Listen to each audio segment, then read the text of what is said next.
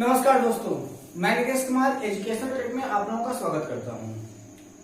दोस्तों, अभी तक की वीडियो में हमने सिंधु घाटी सभ्यता और वैदिक सभ्यता के बारे में पढ़ा, जिसमें आपने वैदिक सभ्यता से संबंधित ऋग्वैदिक काल और उत्तर वैदिक काल के बारे में पढ़ा।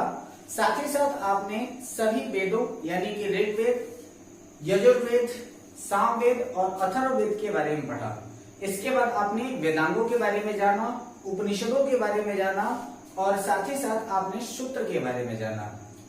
इसके पश्चात आपने 18 महापुराणों के बारे में जानकारी ली, जिनमें से आपको यह बताया गया कि इन 18 महापुराणों में से कुछ प्रमुख पुराण ऐसे हैं जिससे आपके विभिन्न प्रकार के राजवंशावली का भी विवरण मिलता है, जिनकी संख्या 5 बताई गई है। जिनमें से आपका जो मत्स्य महापुराण है, उस मत्स्य महापुराण को सबसे पुराना महापुराण के भी नाम से जाना जाता है। आपको उसी वीडियो में यह भी बताया गया कि जो आपका सत्यमेव जयते है, जो हमारे भारत का एक वाक्य है, उसे मुंडको उपनिषद से लिया गया है और यह मुंडको उपनिषद जो है वो आपके ऋग्वेद से संबंधित है। दोस्तों, आज हम लोग बात करने जा रहे हैं 16 महाजनपदों के बारे में।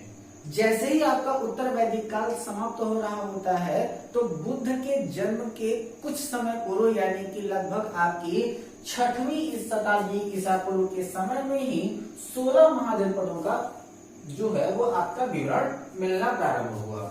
ठीक है, 16 महाजनपदों के बारे में जो वास्तविक जानकारी है वह आपके अंगुत्तर निकाय से मिलती है, जो आपके बौद्ध धर्म से संबंधित एक ग्रंथ है। तो यह भी आपसे पूछा जाता है कि 16 महाजनपदों की जानकारी कहां से मिलती है, तो 16 महाजनपदों की जानकारी कहां से मिलती है? अंगुत्तर निकाय से मिलती है। ठीक है, तो बुद्ध के जन्म के पूर्व 6वीं शताब्दी ईसा पूर्व में भारतवर्ष 16 महाजनपदों में बटा हुआ था और 16 महाजनपदों की जानकारी बौद्ध ग्रंथ अंगुत्तर निकाय से मिलती है। जब हमने आपको धार्मिक साहित्य के बारे में बताया था, उस समय भी मैंने आपको बताया था कि जो आपके बौद्ध साहित्य हैं, उसी बौद्ध साहित्य में आपके अंगुत्तर निकाय का नाम आता है, जिसमें सबसे पहले 16 महाजनपदों का विवरण मिला। अंगुत्तर निकाय में 16 महाजनपदों का विवरण मिला है, लेकिन जो आपके सबसे ज्यादा महाजनपद हैं, उनकी राजवंशावली का सबसे ज्यादा प्रमाण और सबसे ज्यादा वर्णन मिलता है आपके महाभारत में। क्योंकि ऐसा माना जाता है कि द्वापर युग में हुआ वह महाभारत का युद्ध अब तक का सबसे बड़ा युद्ध है, जिसमें उसने जो 16 महाजनपदों के सभी राष्ट्र थे वह समाहित होकर के कौरव और पांडव के पक्ष से अलग अलग उन्होंने युद्ध किया हुआ था। तो राजवंशावली का सबसे ज्यादा प्रमाण जो है वो आपके महाभारत से मिलता है। ठीक है, तो आइए देखते हैं कि वह आपके 16 महाजनपद कौन थे, उनकी राजधानी कौन थी और प्रेजेंट टाइम में वह सारे के सारे क्षेत्र जो है वो कहां पर पड़ते हैं। ठीक है, तो सबसे पहले आपका है मगध।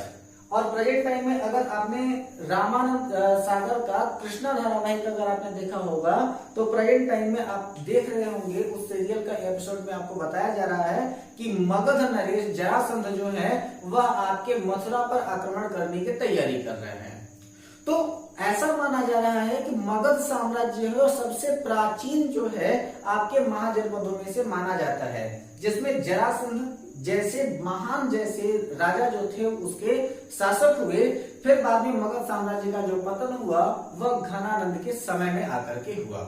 ठीक है, तो मगध की राजधानी क्या है? आपका गिरिव्रज है, या फिर उसको राजगृह के ही नाम से जाना जाता है। तो मगध की जो राजधानी है वह आपका गिरिव्रज या फिर राजगृह के नाम से जाना जाता है, जो प्रेजेंट टाइम में आपके पटना और गया के क्षेत्र पड़ता है, जो कि प्रेजेंट टाइम में बिहार में है। ठीक है, तो मगध साम्राज्य कहां से संबंधित है? तो मगध साम्राज्य जो है वो आपके बिहार से संबंधित है, यानी कि पटना और गया का जो क्षेत्र था वह मगध साम्राज्य के अंतर्गत आता था। सबसे अधिक महाजनपद जो है वो आपके उत्तर प्रदेश में रहे हुए हैं।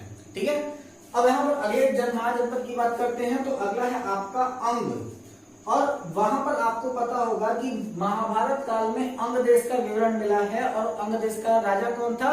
कर्ण था, जिसे अपने अधिकार क्षेत्र में पाए जाने वाले राज क्षेत्र जो आपके दुर्योधन के अंतर्गत आते थे, तो दुर्योधन ने अपने राज क्षेत्र अंग का राजा कर्ण को बनाया था।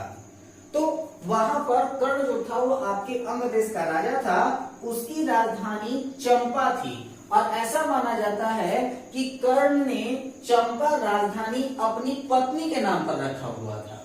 ठीक है, तो अंग देश की राजधानी चंपा और वह प्रेजेंट टाइम में भागलपुर और मुंगेर के क्षेत्र में पड़ता है, जो कि आपका बिहार का क्षेत्र है।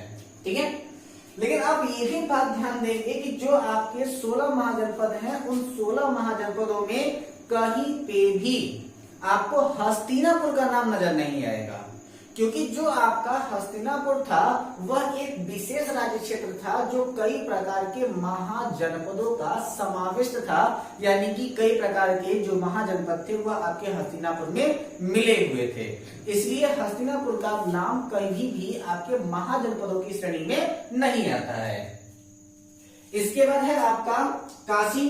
काशी की राजधानी जो है वो आपकी वाराणसी थी और यह आपके वाराणसी के आसपास का क्षेत्र था और यह है आपका उत्तर प्रदेश।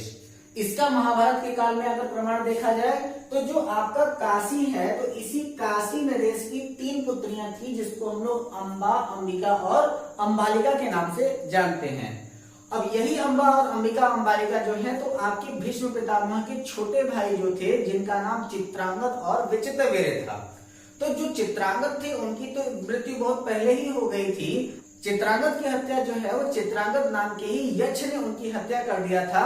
फिर बाद में विचित्रवीर्य की शादी जो हुई वह आपके काशी की 2 राजकुमारियां यानी कि अंबा और अंबिका के साथ में हुई, लेकिन काशी नरेश ने उस समय में हस्तिनापुर को निमंत्रण नहीं भेजा हुआ था। तो देवव्रत जो थे, जिनको प्रेजेंट टाइम में भीष्म के भी नाम से जाना जाता है, तो देवव्रत ने उन काशी की 3 राजकुमारियों यानी कि अंबा, अंबिका और अंबालिका का हरण किया और अपने भाई विचित्रवीर्य से उनकी शादी करानी चाहिए। तो अंबा और अंबिका ने तो विचित्रवीर्य को स्वीकार किया, लेकिन अंबालिका ने उनको स्वीकार नहीं किया और वही आगे जाकर के माना जाता है कि शिखंडी के रूप में उत्पन्न हुआ और वही शिखंडी भीष्म पितामह की मृत्यु का कारण भी हुआ। तो जो आपका काशी का प्रमाण जो है वो आपके महाभारत के काल में इसी प्रकार से मिलता है। तो काशी की जो राजधानी थी वह आपकी वाराणसी थी और यह आपके वाराणसी के आसपास का क्षेत्र उत्तर प्रदेश में था। ठीक है, इसके बाद है आपका वत्स। तो जो आपका वत्स है उसकी राजधानी थी कौशाम्बी, वह आपकी प्रयागराज के आसपास का क्षेत्र है उत्तर प्रदेश में।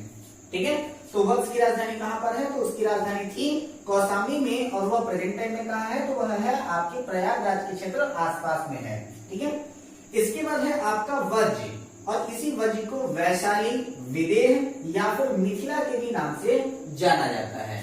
ठीक है, आपको यह बात महर्षि वाल्मीकि के द्वारा लिखे गए रामायण में इस चीज का प्रमाण मिलेगा कि जो विदेह है या फिर मिथिला है, इसे जनकपुरी के भी नाम से जाना जाता है, जहां के राजा महाराज जनक थे। ठीक है, तो यह जो आपका वज्र है, उस वज्र यानी कि जिसकी राजधानी विदेह या मिथिला है, वह प्रेजेंट टाइम में मुजफ्फरपुर और दरभंगा के आसपास का क्षेत्र माना जाता है। इसके बाद है आपका कौशल, जहां पर जो आपका उत्तर कौशल का क्षेत्र था, उस उत्तर कौशल के राजा जो थे वो आपके लव को बनाया गया था।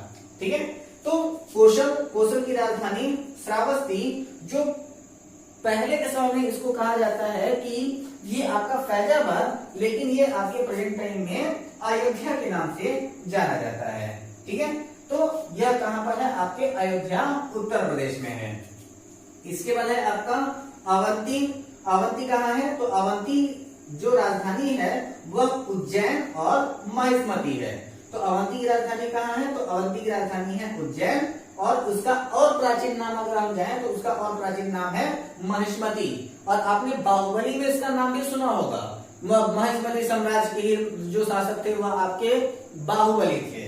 ठीक है, तो अवंती की राजधानी कहां थी, उज्जैन, और प्राचीन नाम इसका क्या है, महिष्मती है और यह आपके मालवा मध्य प्रदेश में है। ठीक है, इसके बाद है आपका मल की राजधानी कहां है, कुशावती, जहां पर राम के पुत्र कुश का शासन था। ठीक है, तो मल की राजधानी कुशावती, जो प्रेजेंट टाइम में देवरिया डिस्ट्रिक्ट उत्तर प्रदेश में है। ठीक है, इसके बाद आपका है 9वां पांचाल, और यह पांचाल जो है इसकी राजधानी है अहिच्छर या फिर कंपेल है। ठीक है, तो आपका जो पांचाल है वह आपके नाम सुना होगा आपने द्रौपदी का, वह कौन सी थी, आपकी पांचाली थी। और यहाँ पर जो आपके पांचाल नरेश थे, पांचाल नरेश के पुत्र का नाम था धृतराष्ट्र। जो आपके धृतराष्ट्र थे वह आपके महाभारत के युद्ध में पांडवों के सेनापति थे। और जब पांडवों का सेनापति के बाद जब युद्ध समाप्त हुआ तो इसके बाद धृतराष्ट्र ने राजधानी बदल करके काम्पिल्य कर दिया था।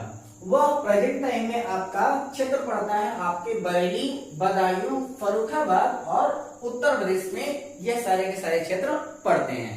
ठीक है, तो प्रेजेंट टाइम में कहां पड़ता है? तो वह पड़ता है बरेली, बदायूं, फर्रुखाबाद और उत्तर प्रदेश में। इसके बाद है आपका चेदी।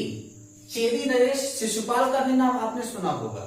ठीक है, तो जिसको ये कहा जाता है कि भगवान श्री कृष्ण के बुआ के पुत्र थे शिशुपाल, और ये कहा जाता था कि शिशुपाल की हत्या न करने के लिए उन्होंने अपनी बुआ को वचन दिया था कि इसकी एक साथ 100 गलतियों को मैं माफ करूंगा। अब उस समय इंद्रप्रस्थ में जब जाकर के शिशुपाल बार बार कृष्ण को गाली देने लगा तो 100वीं गाली पर उन्होंने शिशुपाल की हत्या की। वह शिशुपाल कहाँ का रहने वाला था? तो वह चेदी का नरेश था जिसकी राजधानी है शक्तिवती। वह प्रेजेंट टाइम में बुंदेलखंड उत्तर प्रदेश में पड़ता है। ठीक है, इसके बाद है आपका कुरु। कुरु का पुराना नाम जो है वो खांडव प्रस्थ है।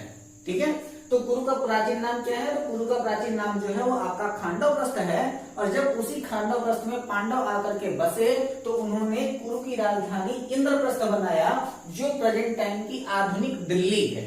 ठीक है, तो यह आपकी आधुनिक दिल्ली है, मेरठ है, और हरियाणा का कुछ क्षेत्र जो है वो आपके इंद्रप्रस्थ के अंतर्गत आता है। और यही आपका ध्यान देंगे कि हरियाणा का क्षेत्र आना इंद्रप्रस्थ के आसपास, इसका मतलब है कि इसी के आसपास कहीं महाभारत का युद्ध हुआ होगा। तो हरियाणा के कुरुक्षेत्र में आपका क्या हुआ है? महाभारत का युद्ध हुआ है, जिसमें कौरव और पांडव महाविनाशकारी युद्ध लड़े थे। ठीक है, इसके बाद है आपका मत्स्य। तो आपको यह जो आपका मत्स्य है इसका राजधानी जो है वो आपका विराटनगर है। जो आपको बताया जाता है कि जिस समय में पांडवों को अज्ञातवास दिया गया था, उस अज्ञातवास में पांडवों ने अपना जो समय बिताया था वह मत्स्य नरेश के पास में बिताया हुआ था। और उनका अज्ञातवास भंग करने के लिए जब कौरवों ने मत्स्य देश के ऊपर आक्रमण किया तो उस समय का जो सबसे ज्यादा प्रसिद्ध युद्ध है वह आपका विराट युद्ध माना जाता है। ठीक है, तो मत्स्य की राजधानी कहाँ थी? आपकी विराटनगर थी, जो प्रेजेंट टाइम में कहां पर है? तो वह है आपका जयपुर राजस्थान के आसपास का क्षेत्र है। ठीक है, इसके बाद है आपका कंबोज। कंबोज की राजधानी हाटक, जो प्रेजेंट टाइम में राजौरी और हजारा क्षेत्र पड़ता है आपके उत्तर प्रदेश में। इसके बाद है आपका सुरसेन, जो आपके महाराजा उग्रसेन थे। उग्रसेन के पिता का नाम था सुरसेन। तो उग्रसेन के पिता सुरसेन, उनकी राजधानी कहाँ थी? मथुरा। और उग्रसेन के पुत्र का क्या नाम था? कंस, जिसका वध कृष्ण ने किया। प्रामाणिक मान्यताएं हैं ये सब आपके श्रीमद् भागवत महापुराण और आपके महाभारत महापुराण के अनुसार। तो सुरसेन की राजधानी कहाँ पर थी? मथुरा में थी, और यह मथुरा आपका उत्तर प्रदेश में पड़ता है। ठीक है, इसके बाद है आपका अस्मक। अस्मक कहां पर है? तो इसको पोटली या फिर इसको और प्राचीन नाम कहें तो इसका और प्राचीन नाम है पोतन। ठीक है, तो अस्मक कहां पड़ता है? तो आपका पोटली या फिर पोतन में पड़ता है। यह गोदावरी नदी के किनारे का क्षेत्र है और यह दक्षिण भारत का एकमात्र जनपद है। ठीक है, यानी कि 16 महाजनपद में से सामान्यतः सारे के सारे महाजनपद आपके उत्तर भारत में थे, लेकिन यही आपका अस्मक इकलौता है जो आपके दक्षिण भारत का एकमात्र जनपद है। ठीक है, यह कहां पर है? तो आपकी गोदावरी नदी के किनारे के आसपास का क्षेत्र है। इसकी राजधानी पोटली या फिर पोतन है। इसके बाद आपका क्या आता है? गांधार। ठीक है, तो गांधार की राजधानी तक्षशिला। और प्रेजेंट टाइम में जो आपका तक्षशिला क्या है? तो गांधार को आप लोग नाम से ही समझ गए होंगे कि गांधार नरेश कौन थे? आपके शकुनी थे। और यह आपका तक्षशिला है जो आपके रावलपिंडी एवं पेशावर में पड़ता है, जो प्रेजेंट टाइम में पाकिस्तान में है। ठीक है, अब यहाँ पर ध्यान दीजिएगा कि वर्जी एवं मल दो ऐसे महाजनपद थे जहां पर गणतंत्रीय व्यवस्था थी। यानी कि ये आपका एक जो है वो आपका कहां पर है? ये आपका वर्जी और दूसरा है आपका मल। ये दोनों ऐसे थे, यानी कि मल की राजधानी कुशावती और जो आपका वर्जी जिसकी राजधानी वैशाली या फिर विदेह या फिर मिथिला। यह दो ऐसे महाजनपद हैं जिन महाजनपदों में गणतंत्रीय व्यवस्था थी, यानी कि जहां पर राजा का चुनाव होता था। बाकी जो आपके 14 महाजनपद हैं, उन सभी 14 महाजनपद में राजतंत्रीय व्यवस्था हुआ करती थी। हम आशा करते हैं आपको हमारी यह वीडियो पसंद आई होगी। यदि आपको हमारी यह वीडियो पसंद आई हो तो हमारी इस वीडियो को लाइक करें, अपनी राय हमारे कमेंट बॉक्स में दें। अब तक भी अगर आपने हमारे चैनल को सब्सक्राइब ना किया हो तो प्लीज हमारे चैनल को सब्सक्राइब करें तथा ज्यादा से ज्यादा लोगों को शेयर करें। घर पे रहें, हंसते रहें, मुस्कुराते रहें, अपना और अपनों का ख्याल रखें। मिलते हैं अपने अगले वीडियो में जैन धर्म के साथ। तब तक अपना ख्याल रखें। मिलते हैं अपने अगले वीडियो में। नमस्कार।